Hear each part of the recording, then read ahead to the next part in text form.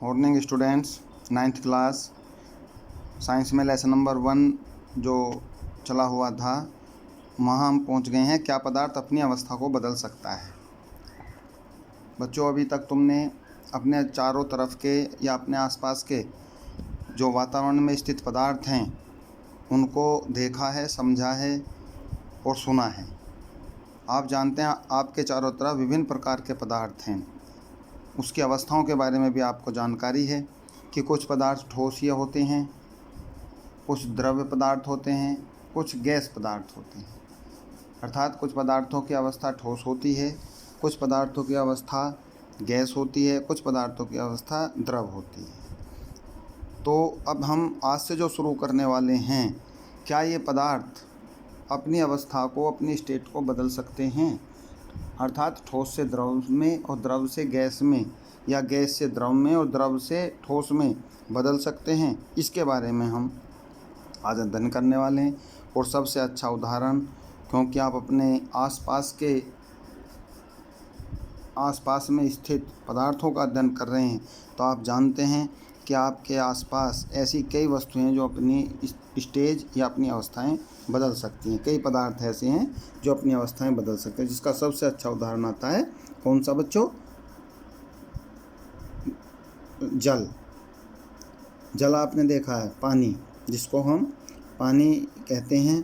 पानी में आप देखते हैं कि वो द्रव अवस्था में होती है, किंतु जब उसको ठोस अवस्था में बदलना होता है, ठंड के कारण वो ठोसीय अवस्था में बदल जाती है।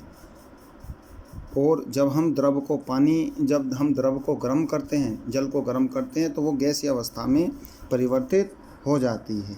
तो बच्चों, इस बात को आप अच्छी तरह जानते हैं कि जब बर्फ़ है तो वो ठोस अवस्था में होती है, जब वो द्रव है तो जब जल अवस्था में आएगा, बर्फ़ से जल बनता है तो द्रव अवस्था में आ जाती है। और जल वाष्प, अर्थात जब जल को हम गर्म करेंगे तो वो वाष्प बन जाती है, भाप बन जाती है। इसको हम गैसीय अवस्था कहते हैं। तो ये सबसे अच्छा उदाहरण है कि पदार्थ जो हैं अपनी अवस्थाओं को बदलते रहते हैं, या पदार्थ अपनी अवस्था को बदल सकता है। अवस्था बदलने के दौरान पदार्थ के अंदर क्या होता है? अवस्था के परिवर्तन से, अर्थात ठोस से द्रव और द्रव से गैस, अवस्था के परिवर्तन से पदार्थ के कणों पर क्या प्रभाव पड़ता है? हमें इन प्रश्नों का उत्तर भी सोचना चाहिए कि अवस्था तो बदल जाती है बच्चों, किंतु इसके अंदर जो कण हैं, जिन कणों से मिलकर के इस पदार्थ का निर्माण हुआ है, क्या उन कणों पर भी कोई प्रभाव पड़ा है या नहीं? नेक्स्ट हेडिंग है बच्चों, तापमान परिवर्तन का प्रभाव। जब टेम्परेचर परिवर्तित होता है, टेम्परेचर का मतलब तापमान चेंज होता है, तो उसका क्या प्रभाव जो है पदार्थ पर पड़ता है, इसके बारे में अब हम यहाँ अध्ययन करेंगे। आप चित्र देख रहे हैं,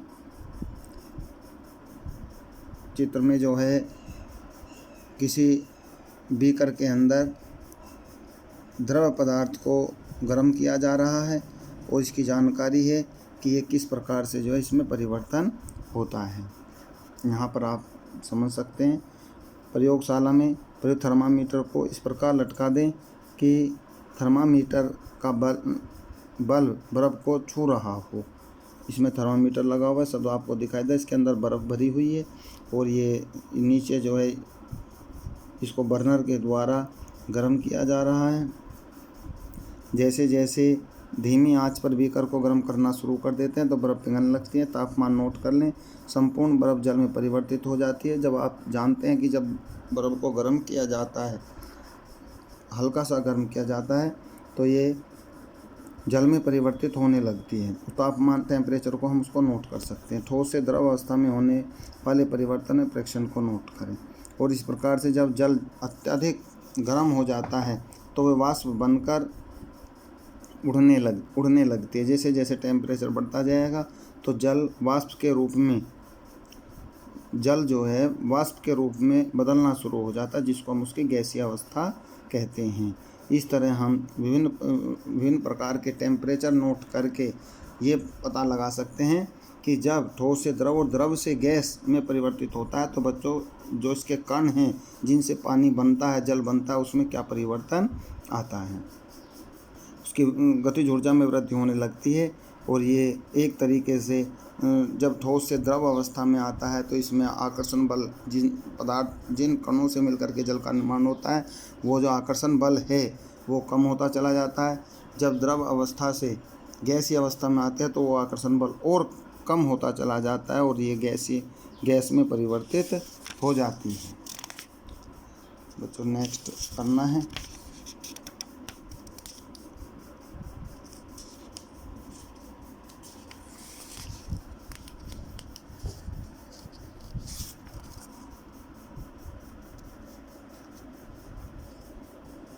तो इसमें एक अवस्था ऐसी आती है जब ठोस पिघलकर जल में परिवर्तित हो जाता है। जिस न्यूनतम तापमान पर ठोस पिघलकर द्रव बन जाता है उसको हम गलनांक कहते हैं। क्या कहते हैं बच्चों? उसको गलनांक कहते हैं। जब ठोस अवस्था से द्रव अवस्था में परिवर्तित हो जाता है तो उसको हम क्या कहते हैं? गलनांक कहते हैं। नेक्स्ट, किसी ठोस के गलने की प्रक्रिया से तापमान समान रहता है, ऐसे में उसमें ऊर्जा कहाँ जाती है?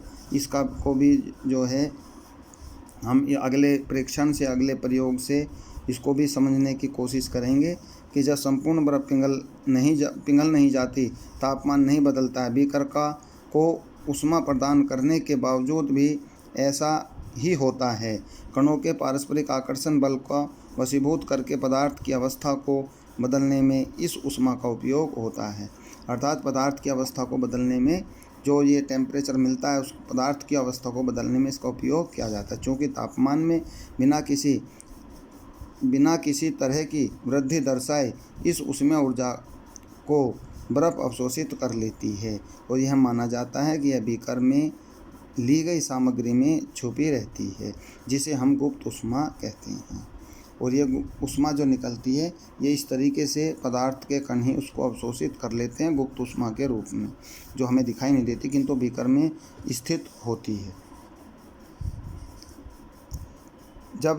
जब हम जल में ऊष्मीय ऊर्जा लेते हैं तो कण अधिक तेज़ी से गति करते हैं। एक निश्चित तापमान पर पहुंचकर कणों में इतनी ऊर्जा आ जाती है कि ये परस्पर आकर्षण बल को तोड़कर स्वतंत्र हो जाते हैं। इस तापमान पर द्रव गैस में बदलना शुरू हो जाता है। बच्चों, जैसे जैसे उस द्रव पदार्थ को या जल को हम गर्म करते रहते हैं तो एक अवस्था ऐसी आ जाती है कि जो कण हैं जिनके बीच में आकर्षण बल है उसको तोड़ करके वो स्वतंत्र हो जाते हैं। और समझ लीजिए जब स्वतंत्र हो जाएंगे तब वो द्रव अवस्था जो है गैस में बदलनी शुरू हो जाती है। वायुमंडलीय दाब पर यह तापमान जिस पर द्रव उबलने लगता है उसको क्वथनांक कहते हैं। जब आपने देखा होगा कि जब जल उबलता है, जब बर्फ़ से जल बनता है तो उसको तो गलनांक कहते हैं, किंतु जब जल उबलता है, इतनी ऊष्मा मिलने के बाद जल उबलता रहता है तो उसको हम उसका क्वथनांक कहते हैं। क्या कहते हैं बच्चों? क्वथनांक कहते हैं। अर्थात क्वथनांक वह गुण है द्रव के सभी कणों को इतनी ऊर्जा मिल जाती है कि वे वाष्प में बदल जाते हैं। क्वथनांक के कारण जब क्वथनांक होता है तो द्रव के सभी कणों को इतनी अत्यधिक ऊर्जा मिल जाती है कि संपूर्ण जल वाष्प में बदल जाता है। ये इसके लिए बच्चों इसमें बताया गया है कि जल के लिए तापमान 373 के होता है और इसको जो है हम क्वथनांक कहते हैं। क्या आप वाष्पीकरण की गुप्त ऊष्मा को परिभाषित कर सकते हैं? इसे उसी प्रकार परिभाषित कीजिए जैसे हमने गलनांक की प्रसुप्त ऊष्मा को परिभाषित किया है। ये हमें समझना होगा बच्चों। उसी तरीके से इसको फिर दोबारा परिभाषित करना होता है। आप यहाँ देख रहे हैं चित्र आपको दिखाई दे रहा है। ये इसकी ठोस अवस्था है। ठोस अवस्था को जो इसकी शीतलता होती है इसमें ऊष्मा मिलती है, इसकी द्रव अवस्था आ जाती है और द्रव अवस्था से ये गैसीय अवस्था में परिवर्तित हो जाती है। अतः हम कह सकते हैं कि तापमान बदलकर हम पदार्थ को एक अवस्था से दूसरी अवस्था में बदल सकते हैं। बिना टेम्परेचर के हम उस एक अवस्था से दूसरी अवस्था में उस पदार्थ को नहीं बदल सकते, जिसके लिए जल सबसे अच्छा उदाहरण है।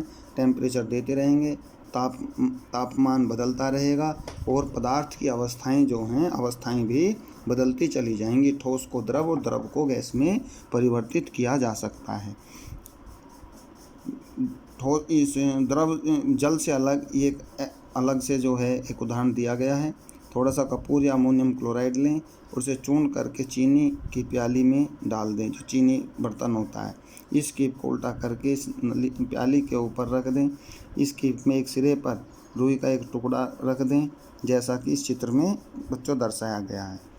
देख लीजिए, कटोरी के अंदर अमोनियम क्लोराइड है, नीचे इसको गर्म किया जा रहा है, ऊपर से एक बीकर उल्टा करके ऊपर बीकर में रुई लगा दी गई है, रुई का टुकड़ा इसमें लगा दिया गया। ऐसा एक चित्र हमें करना है जिससे हम अमोनियम क्लोराइड के ऊर्ध्वपातन को आसानी से समझा सकें।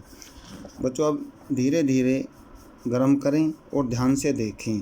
धीरे धीरे गर्म करें और ध्यान से देखें। उपरोक्त क्रियाकलाप से आप क्या निष्कर्ष निकाल सकते हैं?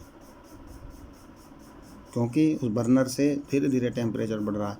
द्रव अवस्था से परिवर्तित हुए बिना ठोस अवस्था में परिवर्तित हुए बिना, फिर वो द्रव में नहीं, अमोनियम क्लोराइड द्रव में नहीं आएगा। ठोस अवस्था से सीधे गैस में बदलने की प्रक्रिया को ऊर्ध्वपातन कहते हैं।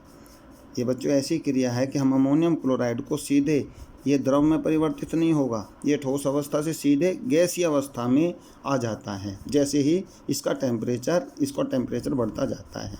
तो इस क्रिया को हम ऊर्ध्वपातन कहते हैं। बच्चों, नेक्स्ट है दाब परिवर्तन का प्रभाव। इसको नेक्स्ट वीडियो में अभी आपको भेजा जाएगा। और आप थोड़ा ये भी समझें कि कल जो वीडियो मैंने डाली थी वो बहुत कम बच्चे इसको देख रहे हैं। ये 9th क्लास के साइंस का लेसन नंबर 1, जिसको पहले भी अप्रैल में पढ़ा दिया गया और दोबारा हम पढ़ा रहे हैं। तो बच्चों, आप जैसे स्कूल मेहनत कर रहा है ऐसे आपको भी मेहनत करनी चाहिए। वीडियो को देखें और अगर कोई समस्या वीडियो में आती है तो उसमें इसको समझने के लिए स्कूल में आप संपर्क कर सकते हैं। Thank you.